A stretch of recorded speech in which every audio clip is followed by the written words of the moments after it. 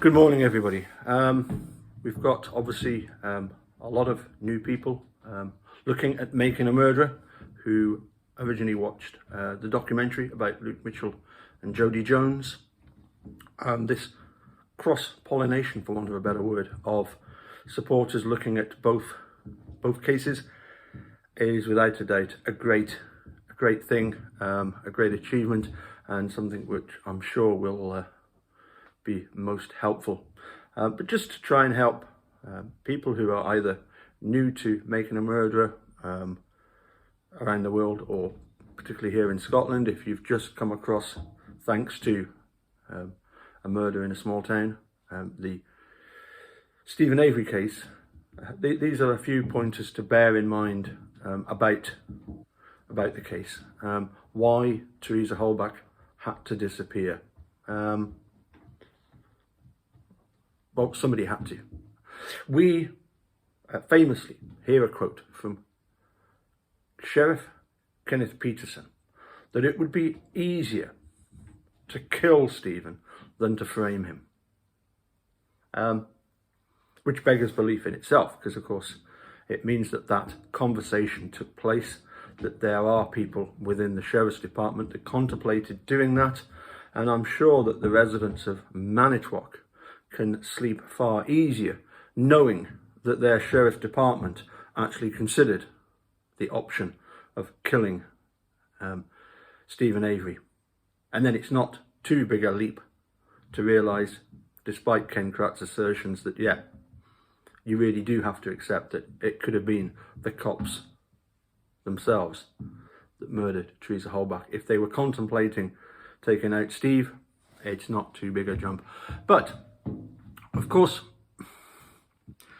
they couldn't kill Steve because the civil suit was proceeding, would have still proceeded and would have continued posthumously. And if you ever want proof of that, just watch Time, the Netflix documentary Time, the Khalif Browder story. And you'll see exactly at the end there, the civil suit still continues. No doubt, watching the beginning of Making a Murderer, episode 1, we realise that Steven Avery is very much on the radar of law enforcement, and probably for good reasons, although from what I gathered, some of his close friends were not very good friends at all. And one wonders why Steven Avery took the punishment over the cat when it was a friend of his that was actually responsible. However, one of the things that we forget is that Steven Avery was found guilty of, he was convicted as being a felon in possession of a firearm when he pointed it at Sandy Morris and running her off the road. And despite whatever provocation occurred, it was very stupid and dangerous to do that. And you know, he was actually sentenced for 6 years. But he never denied that what he did, even though he was provoked. He's never denied that he did go after Sandy Morris, drive her off the road, point a gun at her, was gesturing to get in the car when she said, "No, I've got a baby in the car," and Steve, just on you go. And I can't help thinking that the people in the Sheriff's Department would be thinking, well, if he only got 6 years and he's out early on parole, that's not enough for this fella who's, as I say, very much on their radar.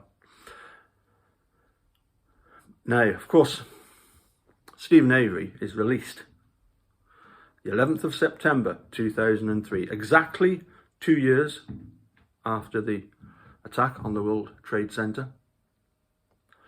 And we know for a fact that it would have sent panic throughout the Sheriff's Department and the District Attorney's Office, who had meetings to discuss, none of which have ever been minuted.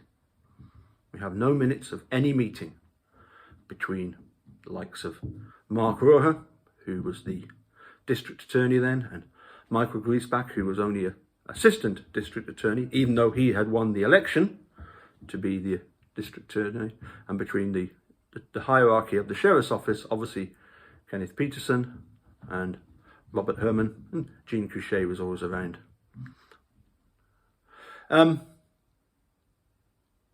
I say, no minutes of any of those meetings to discuss what on earth are they going to do now that Stephen Avery has been exonerated after 18 years wrongful conviction for the attack on Penny.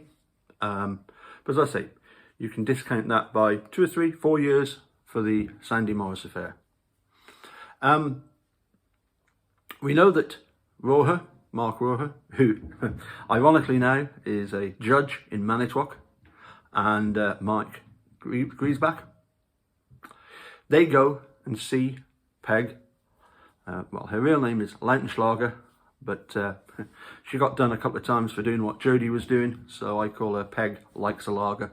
But when they go and see her, the Attorney General, that is Peg, they omit to mention anything about the 95 or was it 96 phone call that Andy Colburn received, saying that basically that Gregory Howland had admitted that he'd done it and that they'd got the wrong person for the attack that had happened 10 years previously. There was no date. This was referring to Stephen Avery. But of course, without mentioning that to Peg Lautenschlager, she clears Manitowoc Sheriff's Department of any wrongdoing, which in itself beggars belief, but it was all down to miscommunication. And if you rather want to see another great example of the kind of cover-up that the Attorney General can do, just look at Brad Schimmel's handling of the Eagle Nations cycle case, where Michael Funk was shot to death, not just by one bullet, but 19 bullets in him. And the police claiming that they had issued the warning, stop and drop your gun. They hadn't, they just opened fire. And of course the main officer, Craig Hoffer, had previously been shot in the helmet and had been told explicitly, do not go back in that building, do not have anything more to do with this, you have been compromised, you took a bullet to your helmet, go away. No, he decided he was going to carry on having his fun at the expense of Michael Funk. And so if you want to see how an Attorney General can completely brush things under the carpet, just look at Brad Schimmel in that case. So there was no further investigation, and that's exactly what they wanted in Manitowoc. Of course, Stephen Avery, through Steve Glynn and Walt Kelly, file their lawsuit, having discovered this 95 phone call. And so therefore, as soon as you've got this civil suit that's gathering a whole load of steam, a whole load of momentum, well, now you've got the possibility of an inquiry into what the hell's going on in Manitowoc. It's very much back on track. Now, it was pointed out to me very early on when I first started taking an interest in Making a Murderer. It's only 3 hours south of Manitowoc. It's about 150 miles down to Chicago. Back in the 1930s, the mob, the mafia, were dispelled, for want of a better word, from Chicago. They went in various directions, and one was to go straight up north into Wisconsin. And what they did was they infiltrated local government, police departments, all that kind of stuff. That's how they carried on doing their racketeering. And we hear about this through a former Manitowoc resident, Dave Begotka. If you get the chance to, check out some of his videos. I'll drop the link below to some of certainly to Dave Begotka's channel. You can check out. He talks about the club. How does he know about the club? Because Dave Begotka used to have a bar in Manitowoc. And of course he was invited to join the club and was warned of the consequences of not accepting that invitation. And luckily for Dave, he is well away from Manitowoc now. But he has no kind words whatsoever to say about anybody in authority in Manitowoc, and why would he? Now, of course,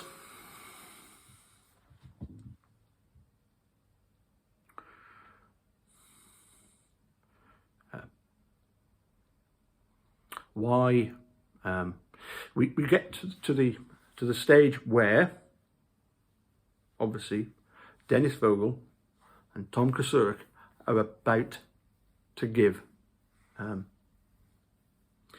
the depositions, and of course that's when we would really, once Tom Kocourek had been deposed, that's when we would have really found out why the phone call from Andy Colburn.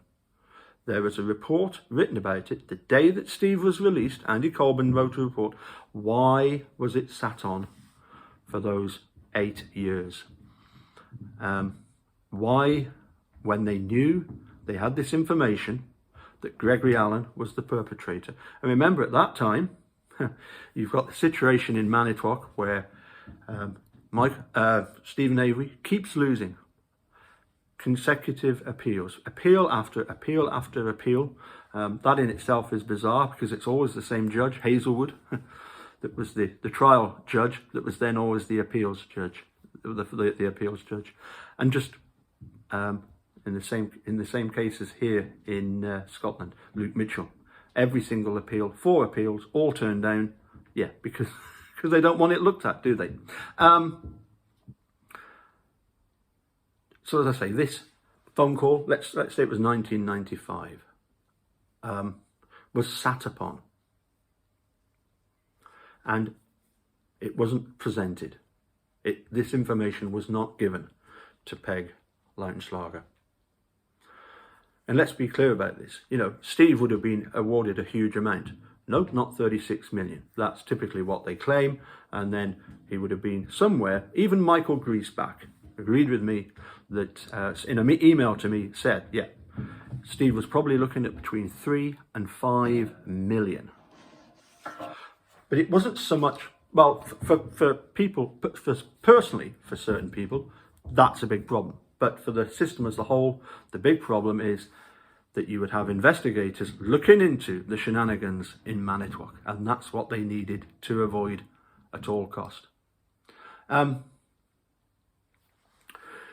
bizarrely, the civil suit, Steve's civil suit, is settled eventually for $400,000, even without Dennis Vogel being deposed, having to talk about it. So that just shows the strength of the case. That, you know, one of the defendants, Dennis Vogel, that never even had to give a deposition, his insurance, apparently his insurance, paid up the $400,000. Now, one thing we do know is that they offered him, Steve, they offered him a very low figure of, I believe it was 100,000, debt went up to 200,000, eventually up to 400,000, and that's when Steve settled, because that was Steve Glynn, Walt Kelly paid off, and enough to hire Strang and Buting. Glynn and Kelly, they got 160,000. The 240,000 that was left went to Dean and Jerry to try and prepare a defence for Steve. But where did that money come from? As I say, apparently it came from Dennis Vogel's insurance. But hold on a sec. Isn't it strange how 400,000 is so close to the 450,000 that Mark Gundrum, who set up the Avery Task Force, was going to pay Steve? Now, it is true, and it's still true to this day, that in Wisconsin, the maximum compensation that somebody can get for a wrongful conviction is $5,000 a year, capped at $25,000. Now, at the moment, there is legislation trying to be pushed through in Wisconsin whereby that figure would go up to $50,000 a year. It would still be one of the lowest in any of the states in America. Certainly, other states have $60,000, $75,000 per year, but some of them do have caps on 500,000 or 1 million. So yeah, Wisconsin is way behind. Of course, yeah, you've also got other states that don't think that wrongful convictions ever occur in those states. They don't even have any legislation on compensation for wrongful convictions, which is why so many people do have to go through the civil suit. Things are starting to change. There have been some big payouts. Massachusetts has had some big payouts. Now, so where did that 400,000 came from? Was it the 450,000 that Gundrum he'd already got the check had been made out, ready? Was that check used to pay Dennis Vogel's insurance? Did the insurance company take a nice little 50,000 commission and the rest used to give to Steve via Glyn and Kelly? Some to keep for themselves and the rest to give to Dean and Jerry. There's no there'll never be any paperwork of that. That is possibly just speculation on my behalf. But it does seem a bit odd that 400,000 is so close in a figure to 450,000. But there are quite a few bizarre developments. Now, Mark Gundrum is a judge. He's actually a District 2 Court of Appeals judge. Now, apparently, that's where obviously Steve's case is at the moment. Apparently, that means then that he would recuse himself because he's had previous with Stephen Avery in that he was trying to help him. Of course, dropped him like a hot potato when he was arrested. Totally duped by Kratz's press conference. You know, it was quite mean of Gundrum to suddenly drop Steve the way he did by saying that, you know, whilst you want to give somebody the benefit of the doubt, it's impossible to do so in this case. And we know that's the case because when I posted a video about Mark Gundrum saying exactly that, believe it or not, one of his daughters, Bernadette, got in touch, left some comments and said, you know, you're being unfair to my dad. He was duped, like everybody else, by Kratz's press conference. Now, unfortunately, she's removed that message and I was too slow to take screenshots. But two people for sure that read it. One was the dude and Chad Keller also responded back to Bernadette.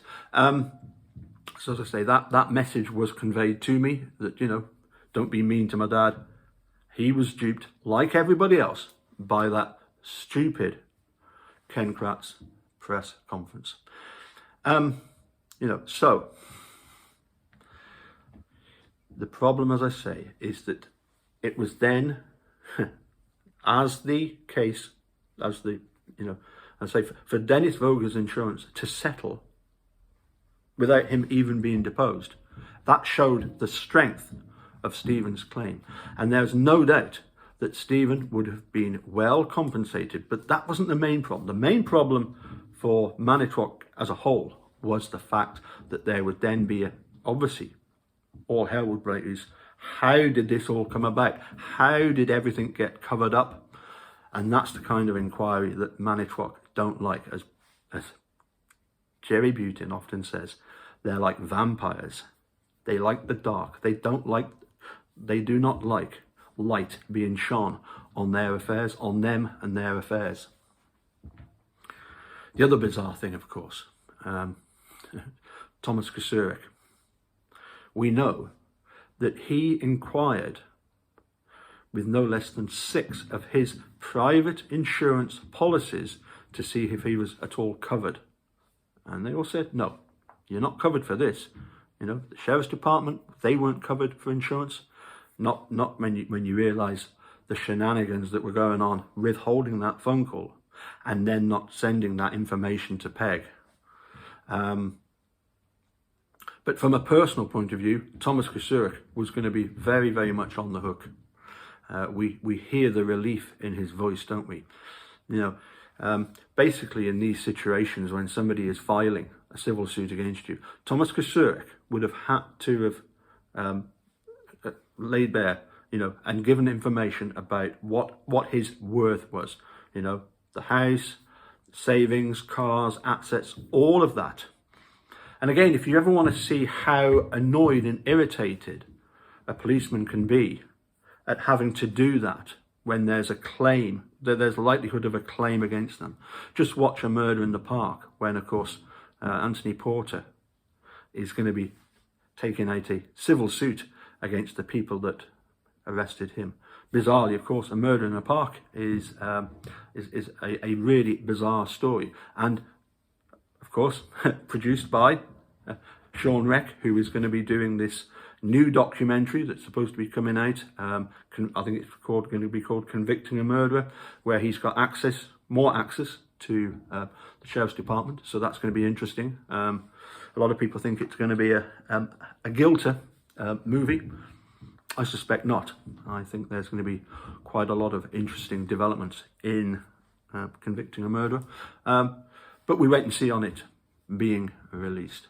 As I say, if you ever get the chance to watch A Murder in the Park, it's certainly apparently on Netflix in America.